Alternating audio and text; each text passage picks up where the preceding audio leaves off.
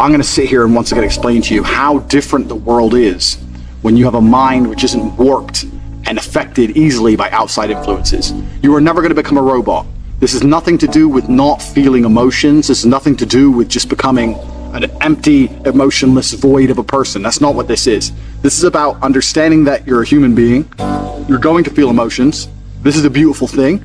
And making sure that you use them in the correct way. A. And B, you do not ever let them stop you doing what you're supposed to do. I say to people often, I haven't felt like going to the gym in 2 years.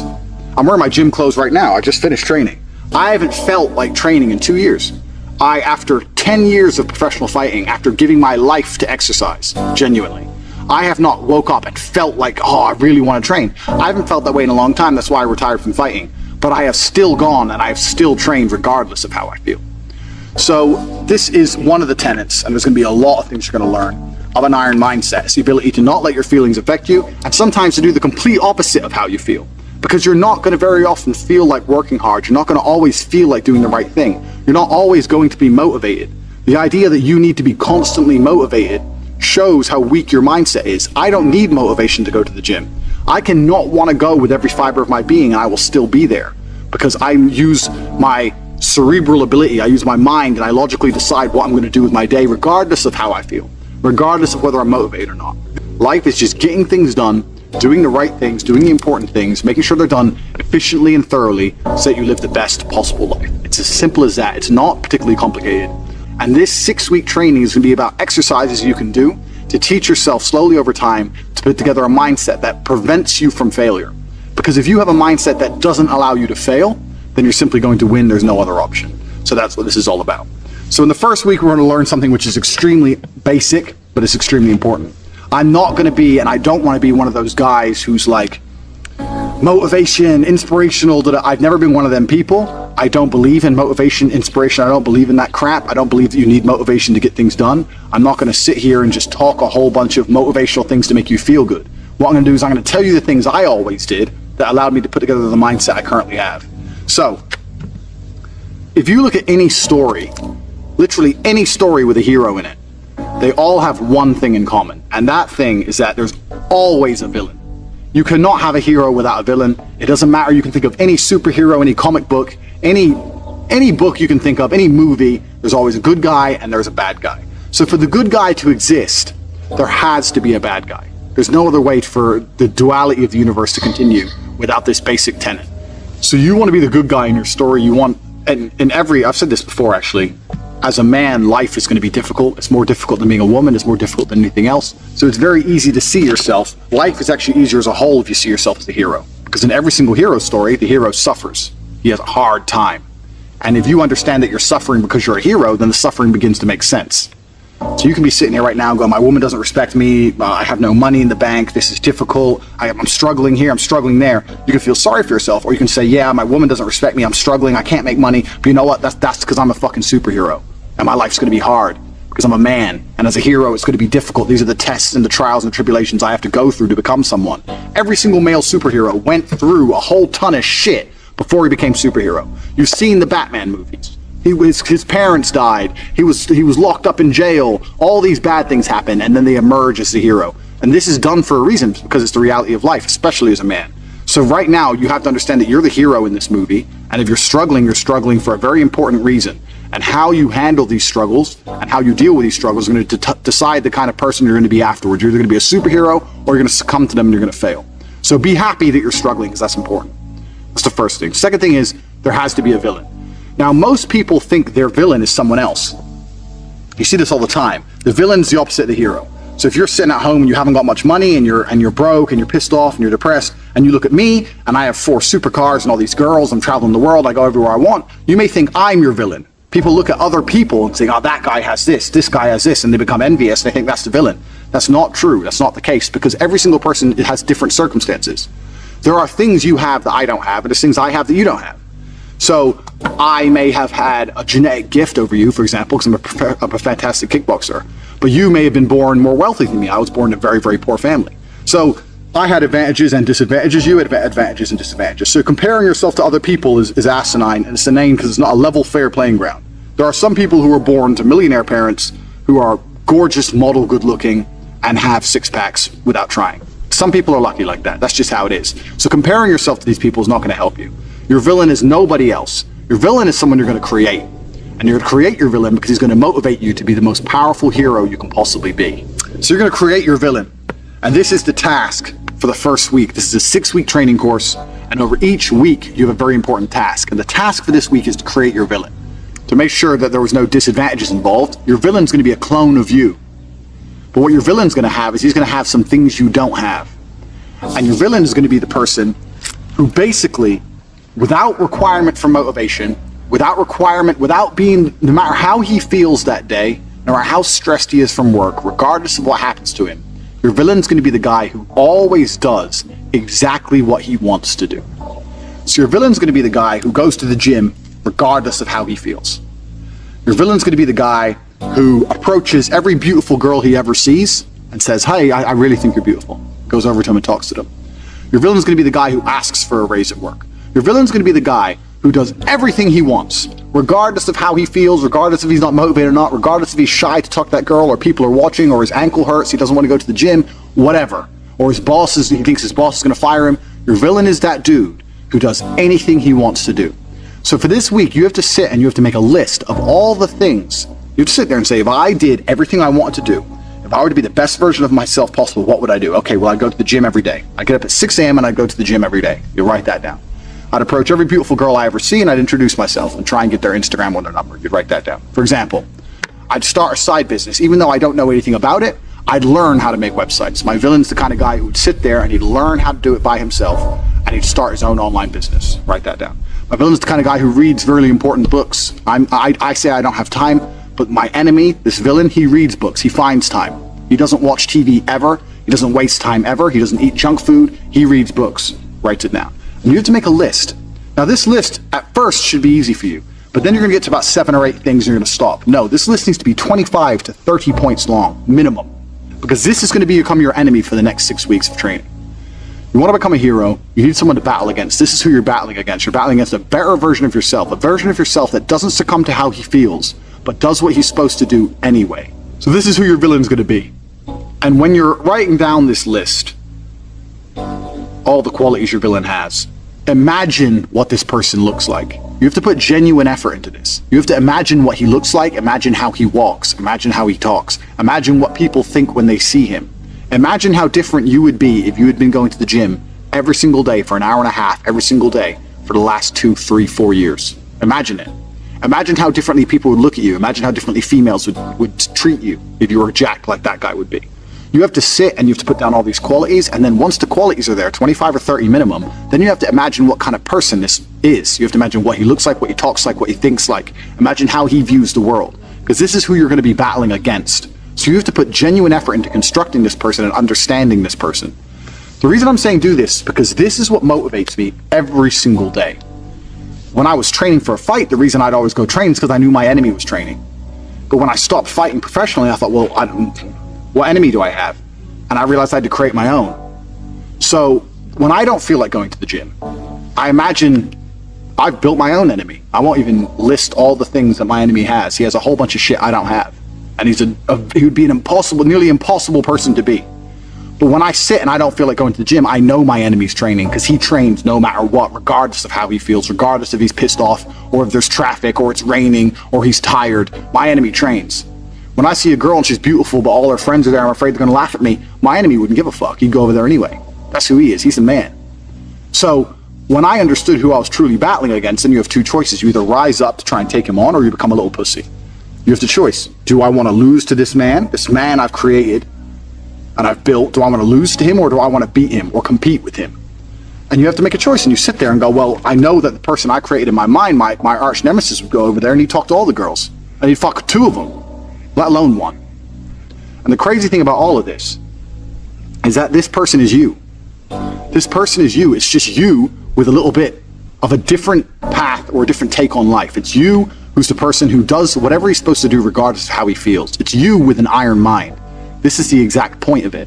The reason creating this enemy is so important, and the reason viewing him and seeing how he sees the world and understanding how important and powerful this person is important, is because that person is you. That person is you who does what he's supposed to do without fail. That's all it is.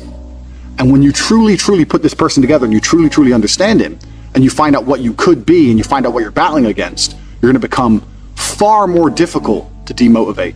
It's going to be much harder for someone to say to you, don't go to the gym, because you're going to know, well, my enemy, this guy, give him a name, whatever. This dude's going to the gym. That's why he looks how he looks. And that's who I'm being compared to. So I have to go to the gym. Oh yeah, but I'm tired. Well, you don't go then. My training partner doesn't want to go. Fine, you don't go. I am going. I'm not the guy who's going to let this man beat me. And you have to start comparing yourself to this guy in every single facet. I still do it to this day. I compare my bank balance to this guy's and he's killing me. I compare my body to this guy's, he's killing me. I compare so many things about myself. You guys may look at me and go, oh, Tate, millionaire, girls, this, that, that. I'm still comparing myself to this person I've created. And I know that I'm losing. And that's what drives me forward. That's why I don't miss the gym. That's how I find a way to make money. That's how I do whatever it takes to succeed, because I know who I'm battling against. Most of you guys have no enemy. You have no enemy. Or you have an enemy which is somebody else. You're looking at Justin Bieber or Drake or some shit. That's not going to motivate you. That's pointless. It's not going to help you. Or you have no enemy at all. You have a support structure around you, and you have people say, oh, you're great just the way you are. You're beautiful just the way you are. And you're sitting there and living in your little comfort zone like a little bitch. Bullshit. Put this enemy together from start to finish. If you've done this correctly, then what you should be doing by now is thinking of him permanently. Every single time you go to the gym and you haven't done that one extra rep, he did. Every single time you don't feel like doing something, you think, yeah, but he would do it. If you truly constructed it the way you should, he should be crossing your mind with every single thing you do. And this is why it's important to develop an ego. This is lesson 2, the Iron Mind course, is to develop an ego. Egos are extremely important. Egos have always existed. Throughout ancient history, men, kings, went to war, and millions of people died because someone insulted him because of his ego. Egos are a natural human thing, and they're extremely important. And the modern world tells men to not have an ego. And they do that because it makes you weak and easy to control. You can only have an iron mind if you are so sure of yourself, so egotistical that nobody can break it. So an ego is extremely important. Now, for the first lesson, we built your enemy, and we built this perfect person you're going to be battling against. And there's a very specific reason we did it based on a version of you. One, because it shows who you could be. But the other reason is also because if your ego is based around beating this person, you get to go through life and be a nice guy to everyone else. People say don't have an ego because they think that if they give you an ego or you have an ego, you're going to be egotistical to the people you meet. I'm a nice guy to everyone I meet because they're not my enemy. I'm not combating against them. I'm a nice guy to every person. I'm a nice guy to every woman. I say please and thank you. I'm a nice person, but I do have a massive ego. But my ego comes into play when I'm fighting against my enemy. Listen, did you fuck your wife yesterday? Maybe you did. So imagine this guy fucked your wife. He would have fucked her better than you did. And this should inspire your ego. The person you're battling against is beating you. And this person is who you could be. That's what's the most annoying thing about it. This person's outlifting you in the gym. They're making more money. They're fucking their wife better. They got more girls. They're rolling around a nicer car. This could be you, but it's not you. Only because you don't have the motivation to do what this individual does. Nothing to do with genetics, nothing to do with luck. This person is you and they're beating you. And this should inspire your ego. Most people's egos work against them, and the way it works against them is they feel entitled. They wake up and they think, oh, I deserve a nice car. I'm a special person. I deserve a nice car. And then when they don't get a nice car, they get disheartened and annoyed. That is not the right way to use an ego. An ego should be used as in, I deserve a nice car, so I'm going to go fucking get one. That's an ego. So this person who you've built, your enemy, he has a nice car because he has worked harder than you have. So he has a nice car and you don't have one. Whose fault is it? There should be no reason, no excuse for you to not do everything that you believe you need to do to be the best person you can be if you've properly created this enemy. You've looked at this list, 25 to 30 points long of everything this guy does. And you should look at that list and think, fuck, this is who I'm competing against. I need to start getting my shit together. And your ego should stop you from wanting to lose. Otherwise, day after day after day, you are losing to this individual. This individual is beating you day after day after day.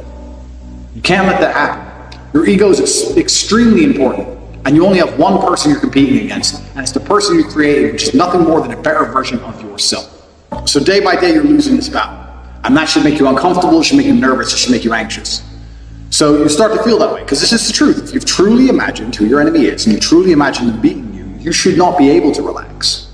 Everything compounds. What most people don't understand is they think that life just changed overnight. Everything compounds. People say to me, oh, Tate, how did you become successful? I can't tell you the one thing that made me successful. I was always driven, motivated. I understood how to make good connections. I looked after the people who looked after me. I always knew what the right thing to do was. I didn't drink for many years of my life. I didn't do this, I didn't do that, but I did do this. And it all comes together to success. It's not about one thing. A lot of people go through life with a very average attitude to life, and they wait for their one big break. Yeah, maybe you'll get it, but that's not the reality. If you're hoping for a big break, you may as well just keep buying the lottery tickets. You have to build your big break. And you're going to do that with 1,000 tiny victories. It's a change of mindset that allow you to put together 1,000 tiny victories. And the change of mindset is simply understanding that there's a version of you that exists somewhere in the multiverse, which is much better than you are right now. They have the same star, the same genetic composition, but they are destroying you in every measurable metric purely because they don't get lazy, don't get tired, don't watch TV, don't waste their time. They have an iron mind. And that person is going to become you now. That is who you are fighting against. All of our previous lessons were about creating enemies and understanding that you have to fight a battle against the enemy you create and how difficult life can be. And in this lesson, we're going to do something that's a little bit more positive so you can smile. And what we're going to do is we're going to talk about gratitude.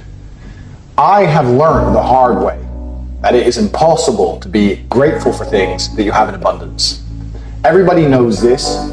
I'm stating the obvious here. Everyone talks about how if you were born a millionaire kid, you wouldn't appreciate money.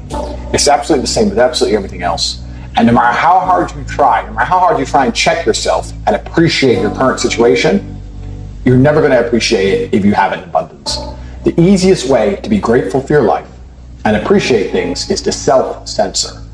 Now, this takes self-control, but we've already discussed how your enemy has self-control. And how if you're going to compete against him, you're going to need self-control. So for this reason, you now have self-control. I'm going to tell you something.